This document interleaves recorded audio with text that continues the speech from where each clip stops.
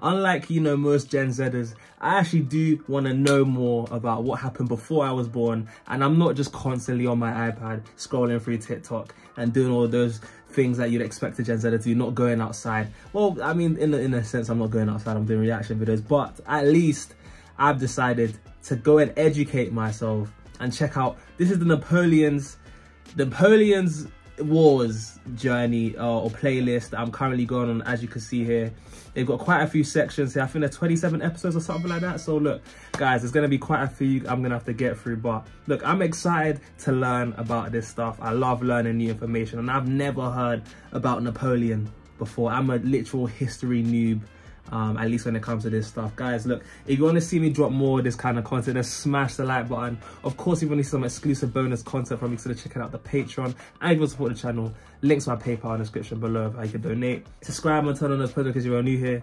And with that being said, let's get straight into this video. Let's go. An Epic History TV History March collaboration, supported by our sponsor, Osprey Publishing. I am so sick right now, if you can't tell. It was until noon that my reputation began. In the summer of 1793, the French Revolution was entering its 4th year, and France was on the verge of anarchy. In Paris, political extremists had seized control of the revolution. They guillotined the king and imposed a reign of terror that dealt summary justice to all suspected enemies of the revolution. Hey, that's scary, man. Hoping to unify the new republic, France's leaders had declared war on the Habsburg Empire. But the conflict quickly widened, and soon France was facing the combined might of Europe's leading powers, determined to stamp out her dangerous political experiment. Meanwhile, whole regions of France had come out in open revolt, horrified by the new extremism of the revolution. In August, the Republic suffered a further, potentially fatal blow, when the city of Toulon joined the revolt. Yo, this is already starting off intense, man. We started it off with a revolution, freaking guillotine going on, beheading people here, and now we got just France is moving mad, and this is a lot of information to take in right now, but oh my days, it's starting off intense. In August, the Republic suffered a further, potentially fatal blow, when the city of Toulon joined the revolt. Toulon was France's largest and most important naval base in the south, home to a third of the entire French Navy. But now, rebels welcomed their old enemy, the British Royal Navy, into the port, led by Admiral Lord Hood, aboard HMS Victory. Crazy. It was an extraordinary coup. Without a shot being fired, the Allies had crippled French naval power in the Mediterranean and gained a vital toehold on the French coast. Without a single shot fired? Wow, that's insane, man. Like, okay. Power in the Mediterranean and gained a vital toehold on the French coast. Toehold. All French forces in the area were immediately diverted to face this new threat and lay siege to the rebel port. 19,000 troops in all. But since most French officers had been aristocrats who were now fleeing the revolution in large numbers, they were seriously short of professional leadership. Wow. Their commander, General Jean-François Carteau, was a loyal Republican, but a court painter by trade with no military training. To make matters worse, one of his few professional officers, his artillery commander, Colonel Don Martin, had been badly wounded on the approach to Toulon. It's not looking good. Antoine Salicetti, a Corsican deputy of the National Convention in Paris, recommended as his replacement a fellow countryman, a 24-year-old artillery officer who was passing Toulon en route to the front, named Napoleone Buonaparte, or Bonaparte. Okay. Bonaparte was a professional soldier, but he'd seen almost no active service. Nevertheless, Salicetti was impressed by his manner, and most of all, his politics. Bonaparte had just written a political pamphlet, a short story about a young artillery officer who berates his fellow diners for their disloyalty to the Republic. General Carteau thought it... Of course he liked it, right? I guess, what, because of his politics, he's siding with the Republicans? Listen, I'm still trying to figure this out. This is a lot of new information at once. But this Bonaparte guy that they're now putting attention towards, it doesn't seem like he's... Like, the way they're telling this, he's telling the story right now, it doesn't seem like they're gonna get that siege working. Doesn't seem like it. I don't know. It's just looking that way. Advised to accept Deputy Salicetti's recommendation. One can remain 24 or 26 without eating, but one cannot remain 3 minutes without gunpowder. The great port of Toulon was well defended by city walls and a dozen outlying forts and redoubts. Right. They were held by 2,000 British soldiers and sailors, 6,000 Spanish troops, 6,000 Neapolitans, and 800 Sardinians. That is a fortress. Artillery would be the key to overcoming these formidable defences. But when Bonaparte was put in command of the artillery on the 16th of September, he found himself with few cannon, not enough trained gun crews, and a shortage of gunpowder and shot. With relentless energy and determination, Bonaparte transformed the situation, requisitioning unused guns, training infantrymen to work them, setting up a new forge and workshop, and arranging transport from Marseille of 100,000 sandbags for constructing new batteries. Yo, Bonaparte is coming in clutch here right now, and you know, this is, I guess you can only get away with this stuff in the 1700s where gunpowder and you have to reload the shots, isn't it? You guys are taking like 2 minutes before you want to get the next bullet in. I mean, that quote just said you can't go 3 minutes about gunpowder. More time it's taken 3 minutes to load up your next shot, right? I swear it was different like that back in the day, but Bonaparte, man, they seem like maybe, I don't know, maybe he's gonna pull it through, I don't know. To work them, setting up a new forge and workshop, and arranging transport from Marseille of 100,000 sandbags for constructing new batteries. Through hard work, he was ultimately able to build his force up to 64 officers and 1,500 men, manning 100 cannon, howitzers and mortars. Within days, Bonaparte had established 2 new forward batteries with good revolutionary names, La Montagne and Sans Culottes, which brought Toulon's inner harbour within range and forced Admiral Hood to move all his ships closer to the port. Bonaparte also came up with a plan, one that would allow the French to bypass most of Toulon's defences and secure the rapid victory the Republic so desperately needed. Bonaparte argued that if Fort L'Aiguillette could be captured, which looked out across the harbour, he could fill it with heavy guns and shell the British and Spanish fleet at anchor.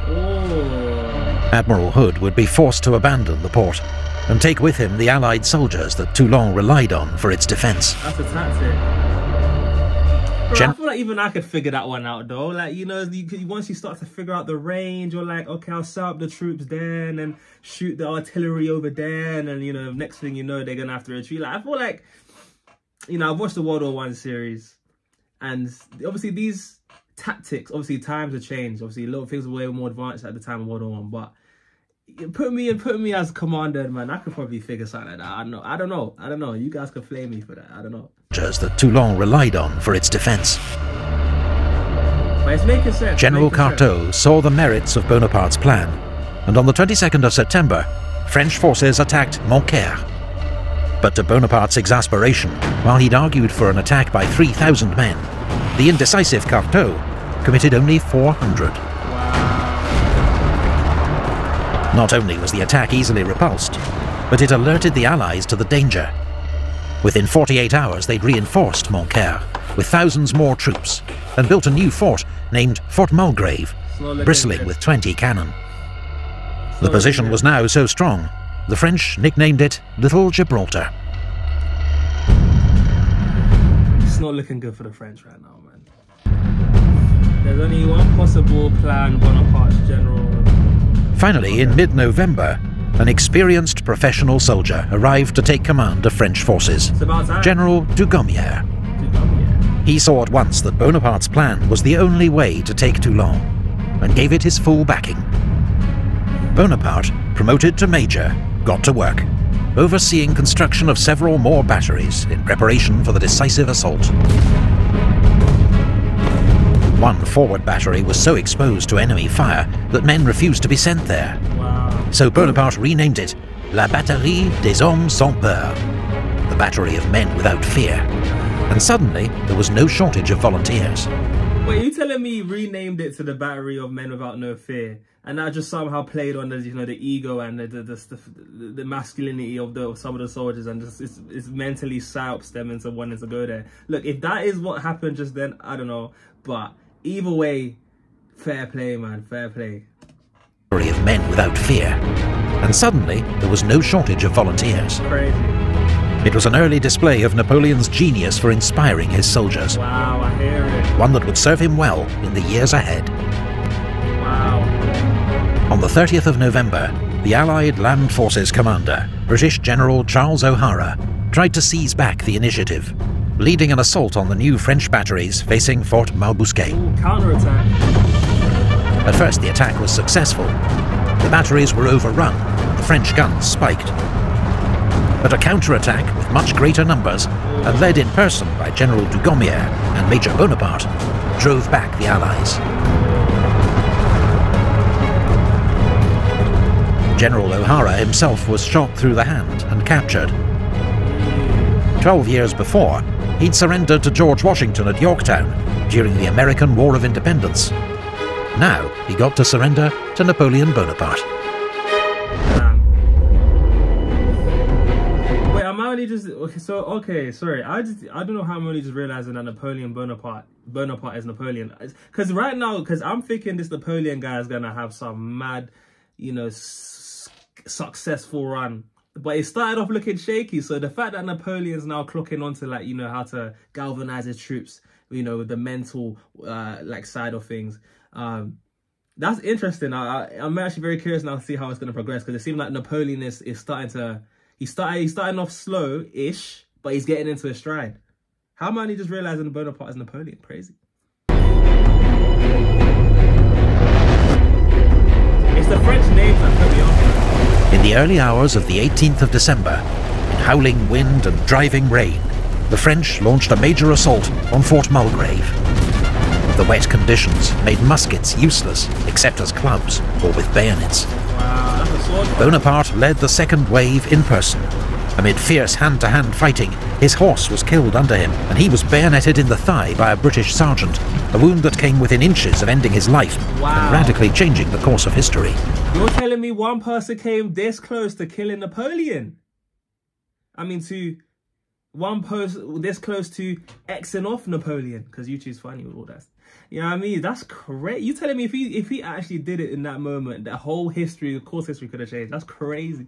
A wound that came within inches of ending his life, and radically changing the course of history.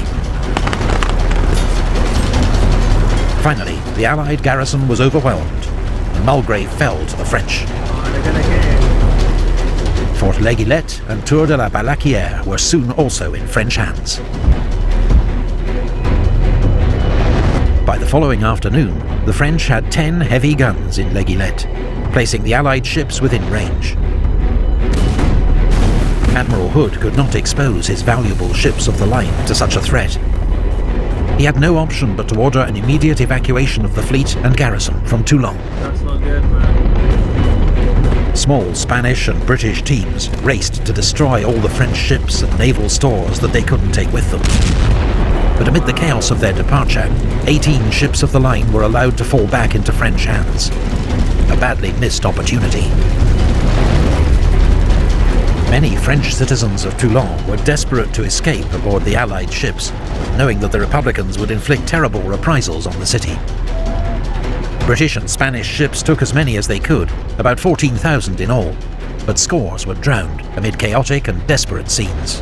Wow. Others were left to face the wrath of the revolution. Republican troops entered the city the next morning, and executions and firing squads began almost immediately. For the next 2 weeks, about 200 were executed every day. Allied propaganda later blamed Bonaparte for the atrocities, but there's no evidence he was directly involved.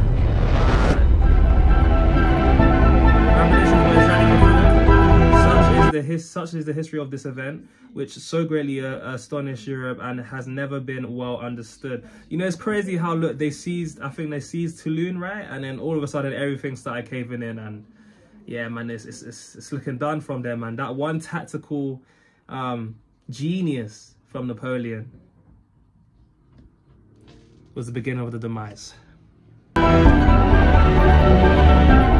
France's young republic was now fighting back on all fronts. And with the fall of Toulon, the Allies had lost a golden opportunity, a chance to stir up further revolt, deal a lasting blow to French naval power, perhaps even overturn the revolution.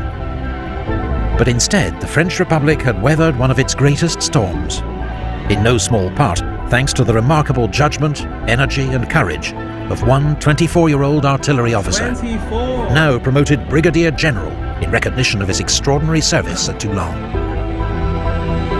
Napoleon... His brother is 24 years old. That's crazy when he did that whole siege. Recognition of his extraordinary service at Toulon.